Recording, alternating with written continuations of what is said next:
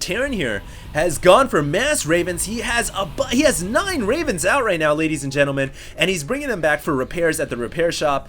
These ravens, you might not know it, but that auto turret does a lot of damage. I think I casted a game before where those auto turrets just owned, and right there they just owned the layer. The Wind just lost his layer. That is such a huge setback. If we look at the income, you can see the Zerg player has lost half of his income right now, and Terran is morphing in a planetary fortress, so he is really looking good right now. I was thinking, man, there's no way this Raven build could work. The Zerg player has so many options to deal with it. I mean, Mutalisks are fairly good, except if the PDD comes out, but Mutalisks can out-micro the PDD.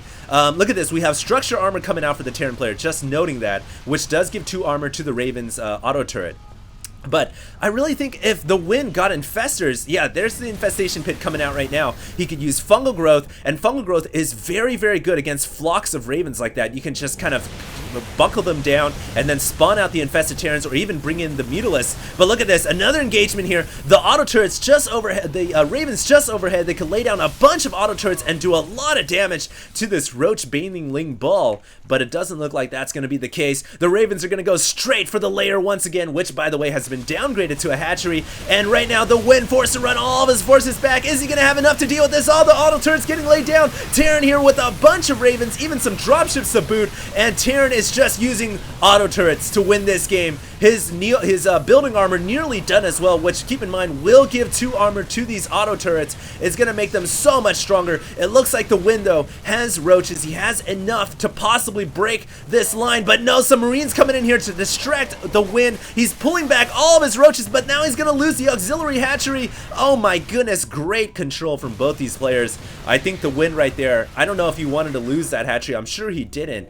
But he really pulled all of his roaches back to fight off that Marine dropship, which I don't think he needed to do, but very good multi-pronged attack from Terran right now. It's looking very, very good for our red Terran player. If we look at the income tab, about 20 more harvesters.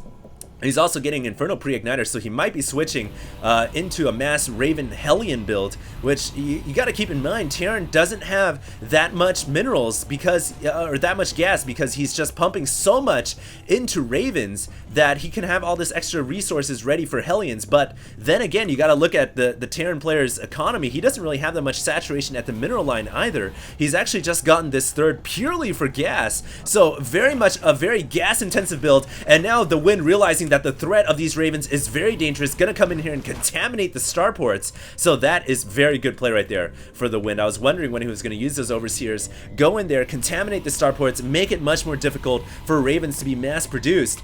But wow, I just gotta commend Terran's play. This very intriguing, very unique build, very bold, going for mass ravens, definitely requires a 3rd expansion purely for gas, and he was able to secure it. He's got the planetary fortress and a bunch of missile turrets, and with 6 Vespene gases, with 6 refineries refining that Vespene gas, Terran has been producing a very, very large fleet of ravens. Look at that, that's about 12 ravens at least, and it's continuing to grow. So Terran is looking very, very good right now. The Wind with a small flock of Mutalisks, that's not going to be able to break this missile turret line. He also has a bunch of roaches.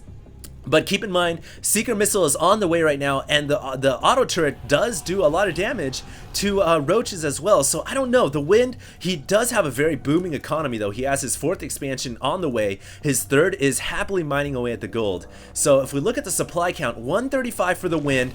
Looks like the Terran player at 167, so he is ahead. The Wind here coming in here with his overseers again, using Contaminate on the starports. And you guys can see right there, Terran was debating, should I kill off these overseers? No, it's not worth firing a Seeker Missile or using auto turrets, because the overseers can get out of the way, and they're pretty beefy. They don't die to Secret Missiles that easily. So Terran doesn't really have a choice. Looks like there's going to be a massive battle here. Secret Missile coming out. Boom! Goes off on the Mutalisks, and another Secret Missile being tracked on that Mutalisks. If the Wind is good with his micro, he will pull the unit away that's getting targeted, but this is way too difficult to do. He's forced to run all his forces away. Great maneuver, and now Terran can lay off a bunch of auto turrets, but he's coming in here with his Marines. The Mutalisks still trying to dodge. Finally, the Secret Missiles run out of fuel, and now Terran, given the go-ahead to run in here, he can use Stim Pack, he can take off this hive, which would be such a huge pickup for the Terran player. He still has such a big, massive army of Ravens and Marines. I don't know what the Zerg player can do. The Wind coming in here with his Marines, gonna obliterate all the Marines. But it looks like the Terran player just has a bunch of Seeker missiles, is killing off a bunch of the Mutalisks, killed off all the roaches as well. So much blood there. That is the blood of the Terran player and the Zerg player just intermingling and congealing on the Zerg creep. But look at this. The Wind once again going in with this auto turret laydown, and he is laying the smackdown on the main once again. Gonna kill off all these buildings. But if we look on the production tab, the Wind, not deterred, gonna be getting Ultralisks out. So he's thinking, man, I don't care. If you're gonna go mass Ravens, then I'm gonna go for the ultimate unit, which is the Ultralisk, and that thing will take like 6 Seeker missiles to kill. So that, and of course Ultralisks are great against auto turrets. They do so much damage. They do splash damage. They can definitely kill off the auto turrets very, very easily. So I like what the Wind is doing.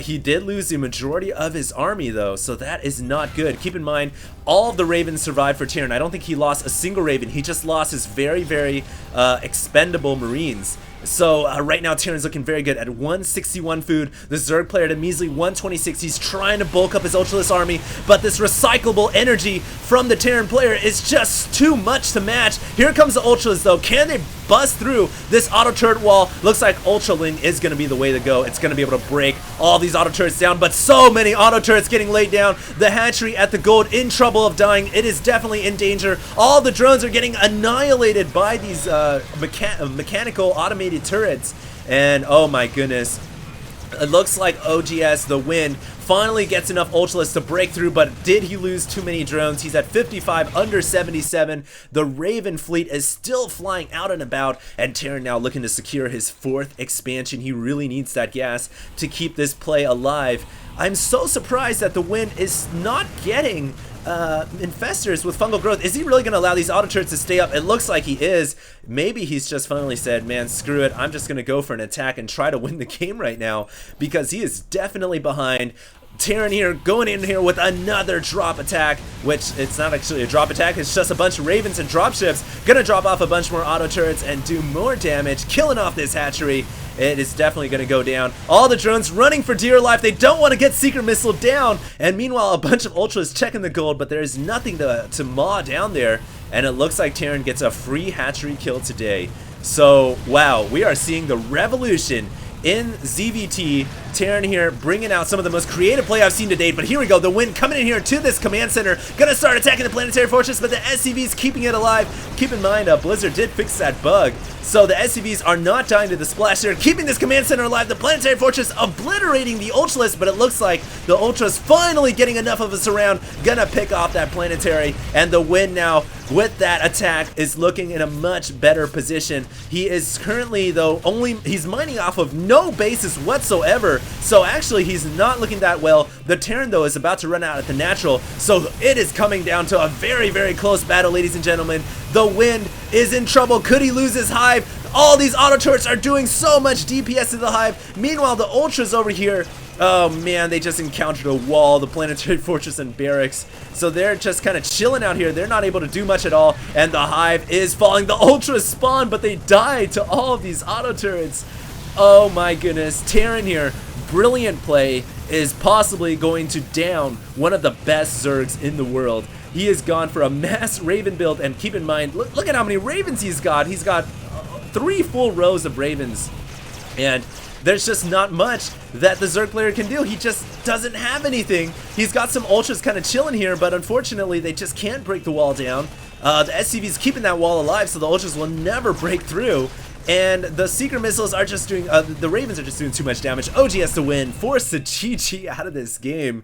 He lost everything to just mass auto turrets, so great play, brilliantly played by the red Terran player. That was very creative, and look at this, he was even switching out to Marauders to deal with the Ultralisks as well, so he always was one step ahead of the Zerg. The Wind really had some great creep spreading though. He at one point he was looking very strong. He had all these bases, but unfortunately he just did not calculate the mass Ravens. He didn't know that the auto turrets could do so much damage, didn't have the units to deal with mass Seeker missiles. Of course, Mutalisks are not good at all versus mass Seekers unless you micro them away, but those Seeker missiles last a long time. So there we go, the Wind losing against Terran, which was not expected. I did not predict this game to go this way. It was actually quite one-sided, I think, but very, very interesting and creative play nonetheless. So hopefully you guys enjoyed that broadcast.